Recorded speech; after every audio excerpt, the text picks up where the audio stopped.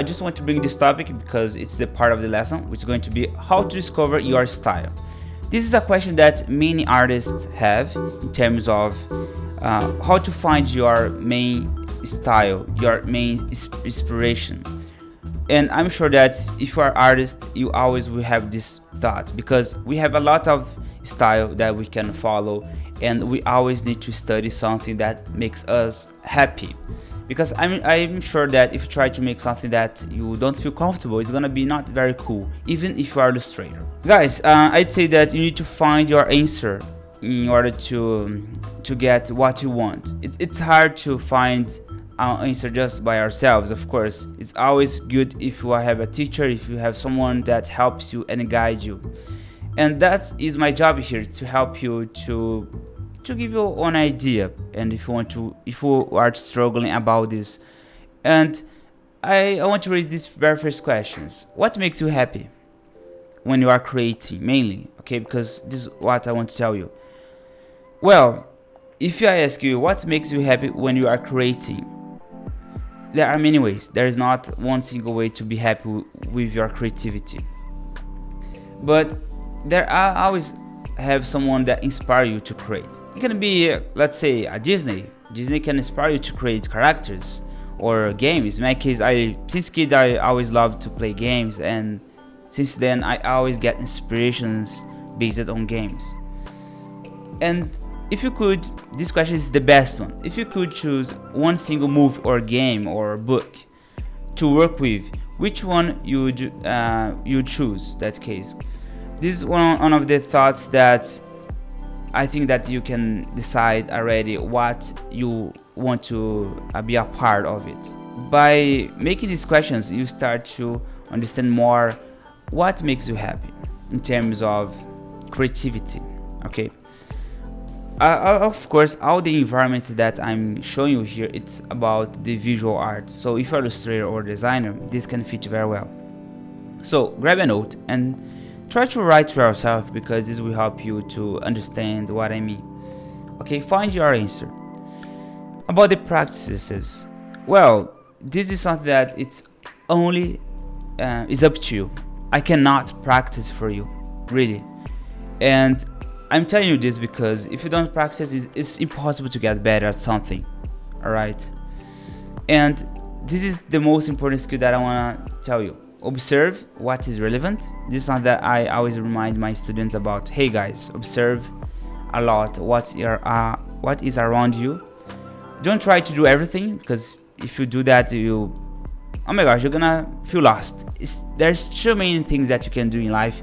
There are many things that you can do in life that you can start to feel like, where I can go.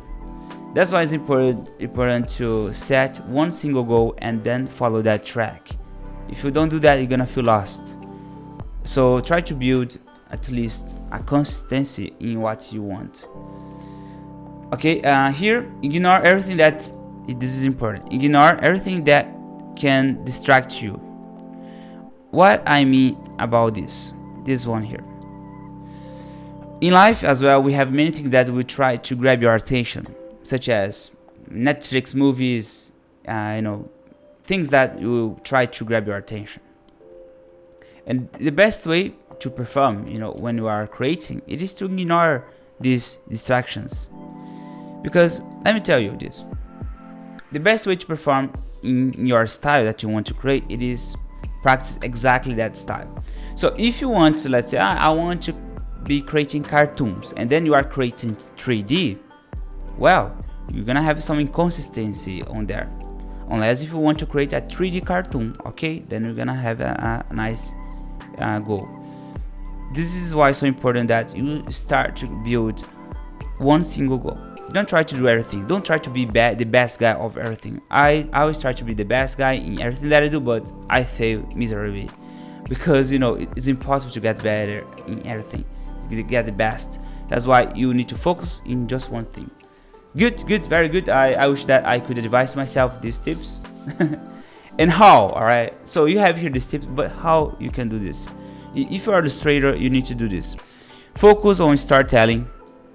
Storytelling is the very first key for everything that you do, because it's going to define the meaning of what you're gonna create. Even if you are a photographer, you need to understand the meaning. The storytelling, it is here. Shapes, it means how you see the character, how you see the language of the anatomy. Okay, so shapes is everything for me. It's the core of any visuals. Color style is important as well, because it's dependent about the language that you want to communicate with your audience. If you go for more kind of focusing children's contents, anime, cartoons, it's gonna be more colorful. Of course, it depends about the style that you want to build, and mainly the audience, because when you are creating your and developing your style, it's important that you set who will watch your designs, who you see, with who you want to communicate. I'd say that if you follow exactly what I'm explaining to you about this in terms of technically and theoretically, you will start to get better answers to build your own style. Okay, now finally let's talk about the conclusion. That case, what I want to suggest you if you are watching this video, it's important to always keep consistent with creativity. I know that it's very hard to always be creative in terms of doing the same thing always. I know it's hard, but it's important that you try to at least define at least 3 styles that you like most, because you can work between them when you have no ideas perhaps in your style that you want. Which means that if you like to play kind of guitar, and you let's say you have a moment that you don't want to play any more guitar, and you can play another instrument, it can be a piano or other thing like that, and by doing that you can still do art but in different instruments. This will help you to keep consistent with creativity, and I do this a lot. Basically, when I'm not creating illustrations, I do animations, and I jumped into the 3D, and then I always keep using my creativity but in different ways. And this is so important because you always be creating but in different ways, because you can get very, let's say, bored or not feeling very full of energy. And sometimes our creativity can be quiet, but it's always about time. If you feel like you don't feel creative in some moment, it's normal.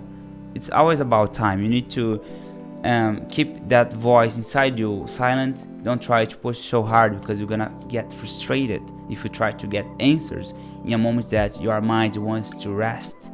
Okay, and I tell you this: don't find inspirations, find for answers. I'd say that inspirations, it's something bad, because let's say if you would try to create always when you get inspired, sometimes you will not always be inspired. Mainly when you are creating, let's say that your client asks you, hey, I'd like to create this for me, and then you have no inspirations. Where do you get the inspiration? Actually, you will not get the inspiration, you will get the answer to solve that solution, which means you're gonna start to build with your client the idea that he wants, and after that you start to have an inspiration based in what you are finding, which is the answer. Okay, I hope this very makes sense to you. All right, regard all this discussion about this lesson. Okay.